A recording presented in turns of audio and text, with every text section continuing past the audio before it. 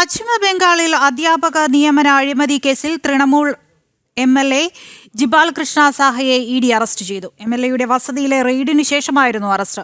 അതേസമയം പരിശോധനയ്ക്കായി ഉദ്യോഗസ്ഥരെത്തിയപ്പോൾ വീടിന്റെ മതിൽ ചാടിക്കടന്ന് രക്ഷപ്പെടാൻ ശ്രമിച്ച തൃണമൂൽ MLAയെ ഉദ്യോഗസ്ഥർ പിന്തുടർന്ന് പിടികൂടുകയായിരുന്നു. വിവരങ്ങളുമായി ഡൽഹിയിൽ നിന്ന് ജിഷ്ണു കൃഷ്ണൻ ചേരുന്നുണ്ട്. ജിഷ്ണു, എന്തൊക്കെയാണ് വിശദാംശങ്ങൾ?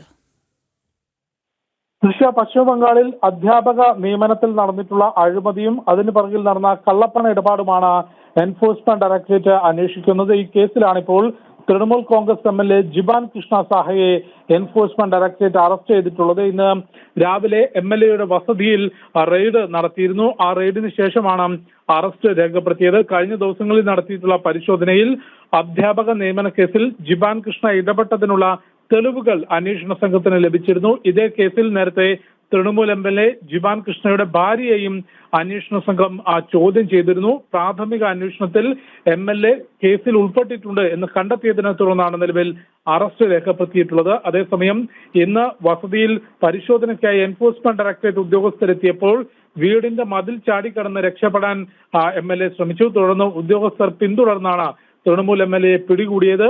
MLA ഇപ്പോൾ കൂടുതൽ ചോദ്യം ചെയ്തു വരികയാണെന്ന് ED അറിയിച്ചിട്ടുണ്ട്. ശരി, ജിഷ്ണു കൃഷ്ണനാണ് ഡൽഹിയിൽ നിന്ന് വിവരങ്ങൾ നൽകിയത്.